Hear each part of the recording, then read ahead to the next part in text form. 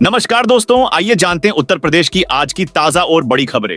और आप अभी यूपी के किस जिले से इस वीडियो को देख रहे, कमेंट में जरूर बताइए। वही आपने अभी तक वीडियो को लाइक और चैनल को सब्सक्राइब नहीं किया तो फटाफट से कर लीजिए, ताकि यूपी की खबरें सबसे पहले आपको मिले। आज की पहली खबर, यूपी में कल से शुरू हो गई एक महत्वाकांक्षी योजना। उत्तर प्रदेश में बुजुर्गों को मुफ्त इलाज देने की महत्वाकांक्षी योजना आयुष्मान व वंदन कार्ड के वितरण की शुरुआत सोमवार से हो गई। इसकी शुरुआत मुख्यमंत्री योगी आदित्यनाथ ने की। कार्यक्रम का आयोजन नौका विहार स्थित महंत दिग्विजयनाथ पार्क में किया गया है। इस दौरान मुख्यमंत्री योगी आदित्यनाथ 25 बुजुर्गों को आयुष्मान व वंदन कार्ड दिया। यह योजना 70 वर्ष अधिक उम्र के बुजुर्गों को 5 लाख रुपए तक का इलाज फ्री में मुहैया कराने के लिए शुरू की गई है। योजना में किसी भी आय वर्ग के बुजुर्ग का आयुष्मान व वंदन कार्ड बन सकता है। यूपी डीजीपी ने सभी पुलिस अधिकारियों को दिए ये नए निर्देश। यूपी के डीजीपी ने अपराधियों की धरपकड़ और गश्त व्यवस्था को पहले से ज्यादा मजबूत करने के लिए नाकाबंदी योजना लागू करने के निर्देश दिए हैं। इसके तहत हर प्रमुख स्थानों व सीमाओं पर नाकाबंदी कर समय समय पर चेकिंग की जाएगी। अगर कहीं कोई घटना हो जाती है तो अपराधियों के पकड़ने के लिए इस योजना के तहत त्रिस्तरीय चेकिंग की जाएगी। सीमा पर निकास प्रवेश मार्गों के साथ बैरियर पॉइंट सीसी कैमरे की निगरानी में रहेंगे। डीजीपी प्रशांत कुमार ने इस संबंध में सभी आईजी, डीआईजी, पुलिस कमिश्नर व कप्तानों को नाकाबंदी योजना बनाकर देने को कहा है। यूपी में कोहरे के साथ अब शीतलहर भी शुरू हो गई। इससे गलन भी बढ़ गई है। ठंड से बचने के लिए लोग अलाव का सहारा ले रहे हैं। 50 जिलों में सुबह से घना कोहरा छाया हुआ है। विजिबिलिटी करीब 100 मीटर रह गई है। गाजियाबाद में देर रात 2 घंटे बारिश हुई। मौसम विभाग ने आज भी 38 जिलों में बारिश का अलर्ट जारी किया है। इस दौरान तेज हवाएं के साथ हल्की बारिश हो सकती है। इससे आने वाले दिनों में ठंड और बढ़ेगी। दलहन तिलहन की खेती पर 236 करोड़ खर्च करेगी योगी सरकार। दलहन और तिलहन की खेती के लिए योगी सरकार प्रदेश के किसानों को सुनहरा तोहफा देने वाली है। प्रदेश की सरकार इस दौरान योजना पर करीब 236 करोड़ रुपए खर्च होंगे। उत्तर प्रदेश सरकार पहले से दलहनी फसलों को प्रोत्साहन देने के लिए बुंदेलखंड को फोकस कर दलहन ग्राम योजना चला रही है। दलहनी फसलों के लिए उड़द दाल, मूंग, अरहर, चना, मटर, मसूर को चुना गया है। तिलहनी फसलों में तिल, मूंगफली, राई या सरसों और अलसी के बीज शामिल हैं। इस योजना के तहत योगी सरकार किसानों को दलहन और तिलहन के बीज मुफ्त में उपलब्ध कराएगी। इसके साथ ही किसानों को किट दिया जाएगा। रात में गरीब बेसहारा लोगों को रैन बसेरे तक पहुंचाएगी पुलिस। ठंड से बचाव के लिए नगर निगम ने सार्वजनिक स्थानों पर अलाव जलाने के लिए जिम्मेदारियां तय कर दी हैं। इसके लिए नगर आयुक्त की ओर से अपने कर्मचारियों की एक लिस्ट जारी की गई है। इसी क्रम में एसएसपी अनुराग आर्य ने भी अनूठी पहल की है। सभी थानेदारों और यूपी 112 स्टाफ को सर्दी में गरीब असहाय लोगों की मदद के निर्देश दिए हैं। इसके लिए पुलिस कर्मियों की बाकायदा ड्यूटी भी तय की है कि कहीं भी ठंड से परेशान लाचार व्यक्ति दिखे तो पुलिस अपनी गाड़ी से उसे नजदीकी रैन बसेरे तक पहुंचाए। जरूरत के मुताबिक उसके लिए कपड़े आदि की व्यवस्था भी कर दी जाए, जिससे सर्दी से बचाव हो सके।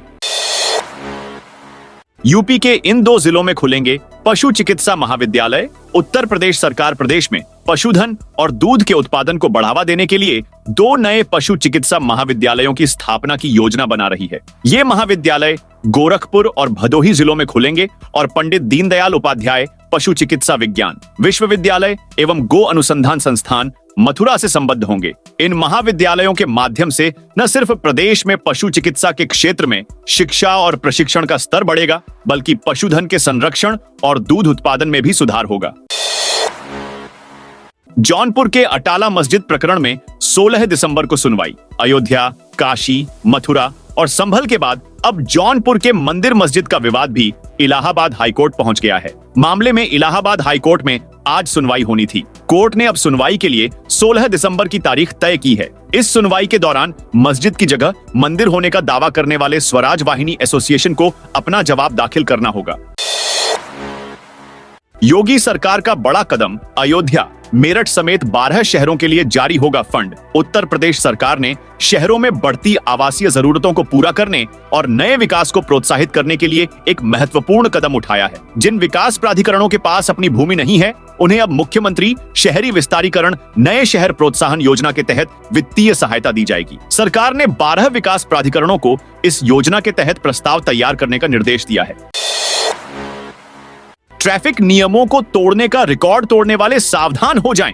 आपने आदत नहीं सुधारी तो ड्राइविंग लाइसेंस के साथ साथ गाड़ी का रजिस्ट्रेशन भी रद्द कर दिया जाएगा। ऊपर से जेल की हवा भी खानी पड़ सकती है। गोरखपुर में पुलिस ने 21 ऐसे वाहन चिन्हित किए हैं जिनसे 12 या उससे अधिक बार ट्रैफिक नियम तोड़ा गया है। 2 स्कूटी सवार तो ऐसे मिले जिन्होंने ट्रैफिक नियम तोड़ने का रिकॉर्ड बना रखा है। अब तक एक का 79 बार जबकि दूसरे का 80 बार चालान कट चुका है। इन वाहनों में स्कूटी से लेकर बस तक शामिल हैं।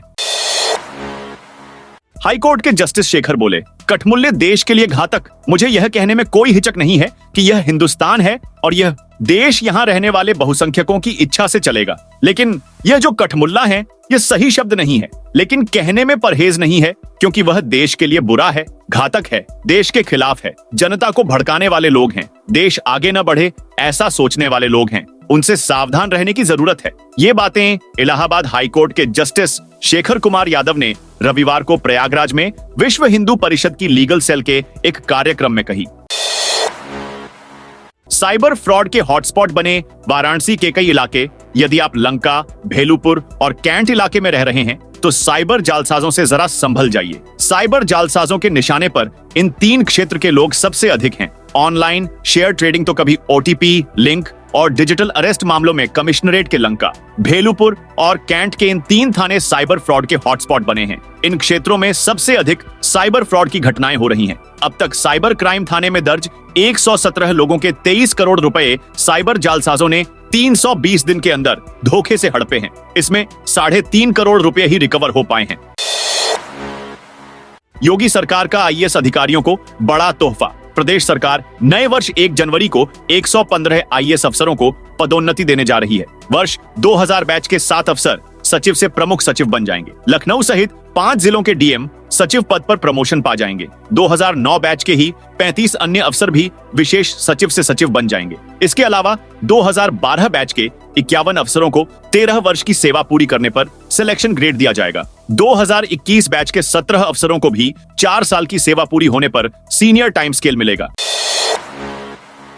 यूपी के बिजनौर जिले में बन रहे 3 नेशनल हाईवे में जिले के लोगों को करीब 1454 करोड़ की जमीन खरीदी गई है। इसमें अब तक किसानों को 1325 करोड़ का मुआवजा मिल चुका है और करीब 129 करोड़ रुपए किसानों को मिलना बाकी है। तीनों नेशनल हाईवे में 195 गांवों की भूमि खरीदी गई है। मुआवजे के पैसे से किसान मालामाल हुए हैं और उनके लाइफस्टाइल में बड़ा बदलाव आया है। किसान आज शानदार कोठियों में रह रहे हैं तो वहीं लग्जरी गाड़ियों में परिवार के साथ घूम रहे हैं। जिले में 3 नेशनल हाईवे का निर्माण चल रहा है। 50 रुपए होगी शिवालय पार्क में एक व्यक्ति की एंट्री। प्रयागराज के नैनी अरेल में तैयार हो रहे शिवालय पार्क में एंट्री के लिए प्रति व्यक्ति 50 रुपए का शुल्क देना होगा। नगर निगम ने पीपीपी मॉडल पर अरेल में अनोखा पार्क तैयार किया है जो भगवान शिव पर आधारित है। पूरे पार्क को भारत के नक्शे के आधार पर तैयार किया गया है। पार्क में प्रवेश के लिए निगम की तरफ से प्रति व्यक्ति 50 रुपए शुल्क निर्धारित किया गया है। वहीं वीकेंड पर इसका शुल्क प्रति व्यक्ति 100 रुपए होगा। यूपी में कानून के रखवाले ही उड़ा रहे नियमों की धज्जियां। यूपी के हरदोई में यातायात नियमों को लेकर जहां कानून के रखवाले आम जन मानस को ट्रैफिक नियमों का पाठ पढ़ाते हैं, वहीं स्वयं खुलेआम ट्रैफिक नियमों की धज्जियां उड़ाते नजर आए। एक ऑटो पर 3 पुलिसकर्मी सहित 15 लोग सवार होकर अस्पताल में मेडिको लीगल कराने पहुंचे। यह देखकर लोग हैरान रह गए। सोमवार को वीडियो वायरल होने के बाद मामला चर्चा में आ गया।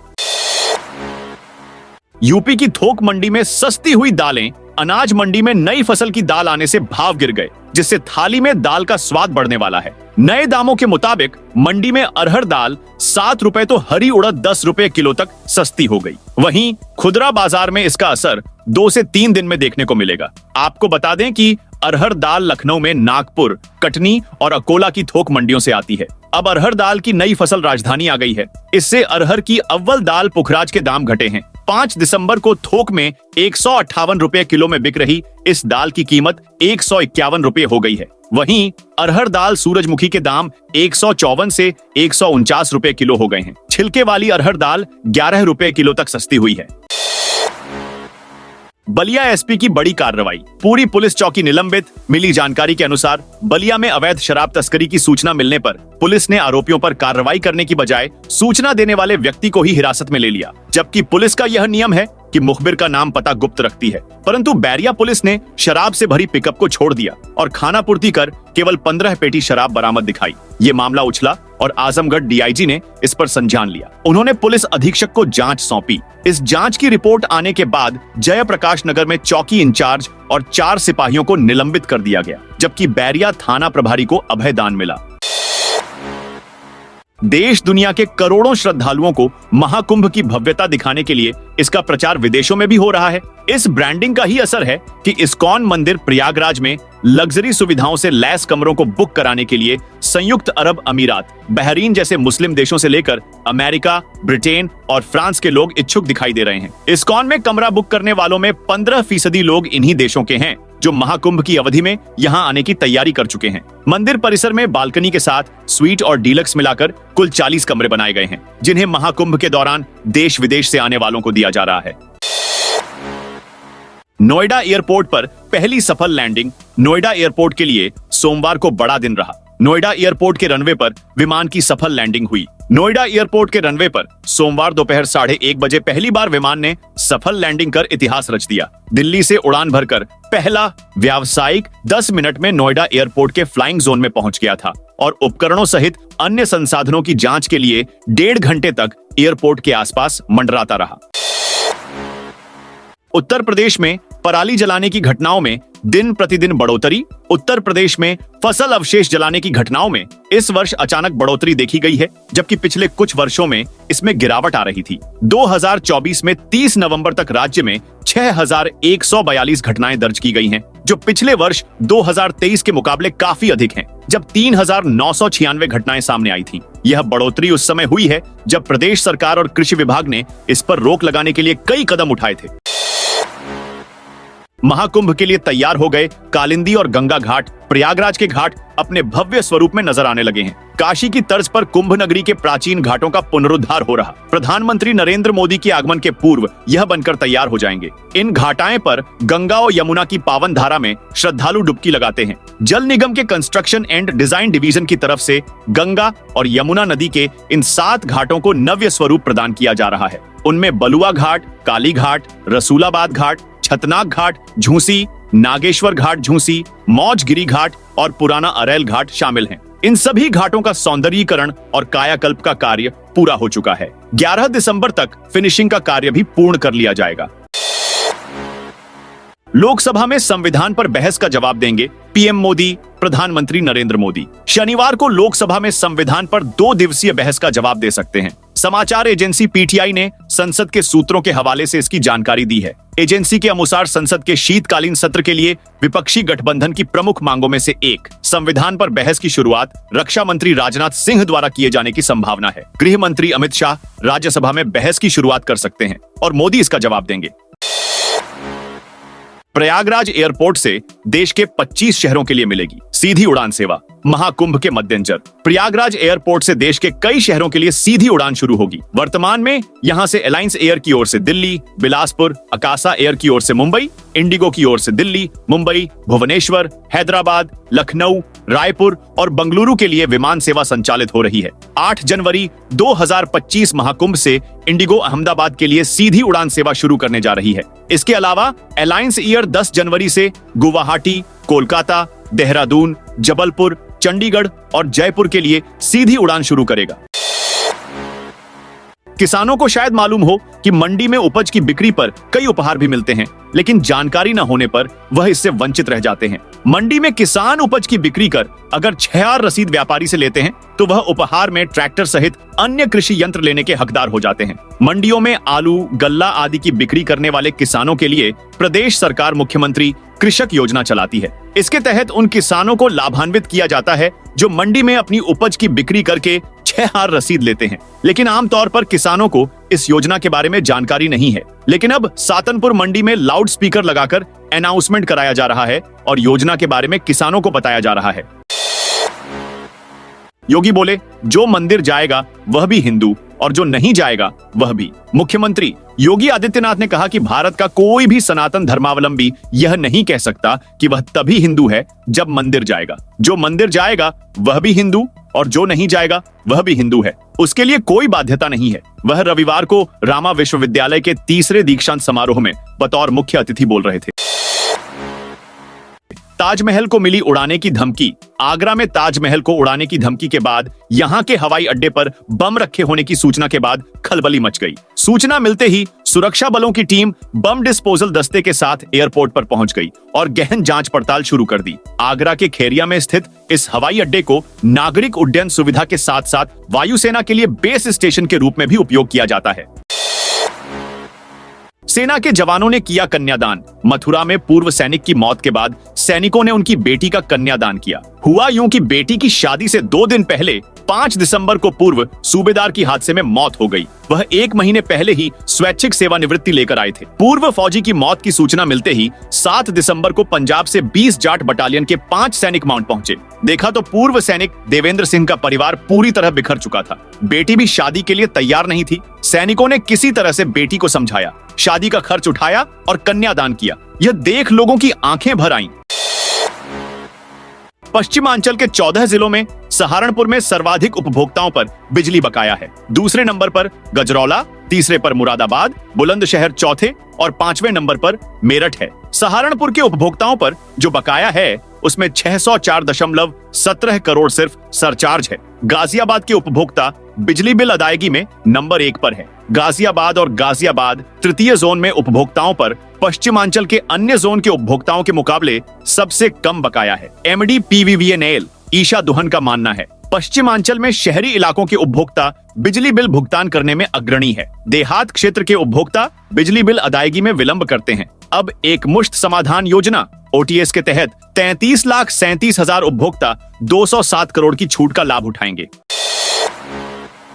अयोध्या से हुई रामायण कॉन्क्लेव की शुरुआत। श्री राम की नगरी अयोध्या में रामायण कॉन्क्लेव का उद्घाटन हुआ। इस बार अयोध्या ही नहीं विदेश तक रामायण कॉन्क्लेव का आयोजन किया जाएगा। राम वन गमन मार्ग के 4 स्थलों समेत 6 प्रदेश के साथ देश के 10 स्थानों पर रामायण कॉन्क्लेव का उद्घाटन होगा। इसके अलावा श्रीलंका और नेपाल में भी रामायण कॉन्क्लेव आयोजित किया जाएगा। आम जन को रामायण और राम से जोड़ने का यह अनूठा प्रयास संस्कृति विभाग और पर्यटन विभाग की ओर से किया जा रहा है। रामायण कॉन्क्लेव का उद्घाटन सोमवार को हुआ। मंगलवार को भी अयोध्या में रामायण कॉन्क्लेव होगा। इसमें तमाम सांस्कृतिक और शैक्षिक गतिविधियों का आयोजन किया जाएगा। रामायण कॉन्क्लेव का पहली बार विदेश में आयोजन होने जा रहा है। भारत के 6 राज्यों में 10 स्थानों पर रामायण का उद्घाटन होगा। इसमें मुख्य रूप से 4 स्थान वो होंगे जिस मार्ग से भगवान श्री राम वन गए थे।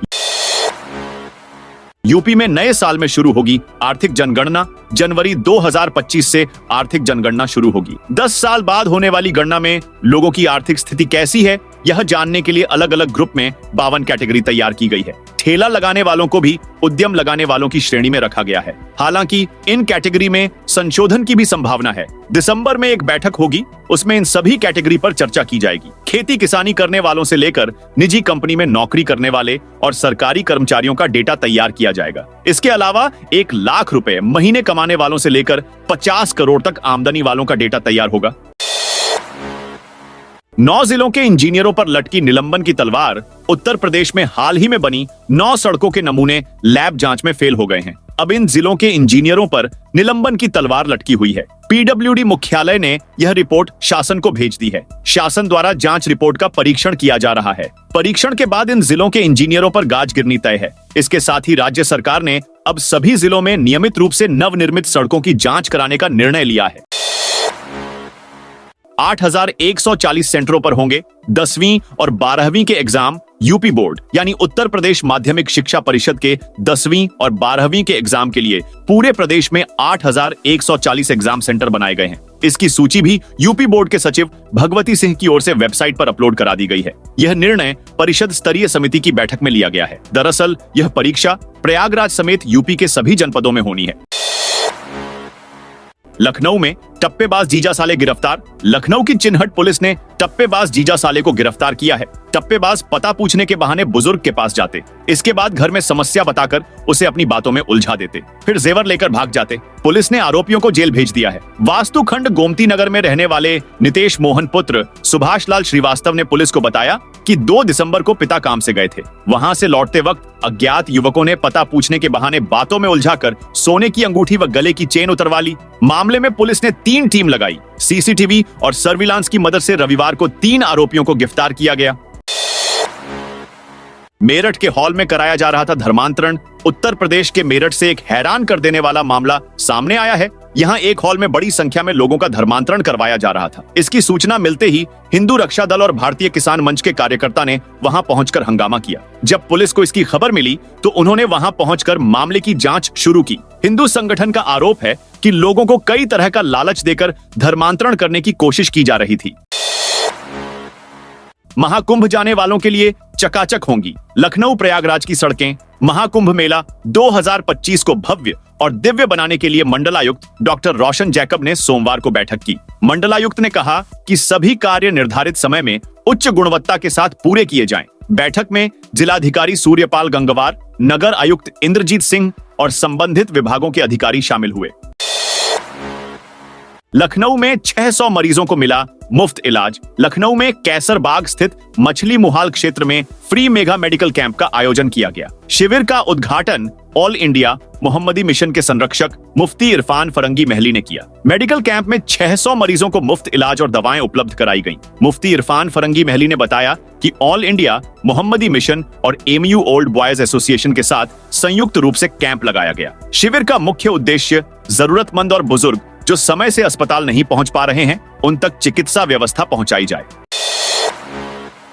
महाराजगंज में आवारा कुत्तों का आतंक। यूपी के महाराजगंज के सोनौली कोतवाली के ग्राम जगरनाथपुर में आवारा कुत्तों की समस्या हो गई है। सोमवार की सुबह घर के पास खेल रही एक 4 साल की मासूम पर आवारा कुत्ते ने हमला बोल दिया। मासूम चिल्लाती रही और कुत्ता उसे नोच नोच कर काटता रहा। शोर सुनकर जब तक परिजन पहुंचते तब तक कुत्ते ने मासूम के सिर को काटकर बुरी तरह लहूलुहान कर दिया था। देवबंद में मस्जिद नहीं मंदिर ही है। निरंजनी अखाड़े के आचार्य महामंडलेश्वर स्वामी कैलाशानंद भदोही पहुंचे। उन्होंने गोपीगंज स्थित बाबा बड़े शिव धाम में दर्शन पूजन किया। मस्जिदों पर चल रहे सर्वे और साध्वी प्राची के बयान की देवबंद के दारुल उलूमा और मस्जिद की खुदाई कराई जाए तो मंदिर निकलेगा का उन्होंने समर्थन किया। कहा कि यह विषय बयान का इसलिए नहीं है क्योंकि मंदिर निकलेगा नहीं बल्कि मंदिर ही है। साथियों, ये थी उत्तर प्रदेश की दिन भर की ताजा और बड़ी खबरें।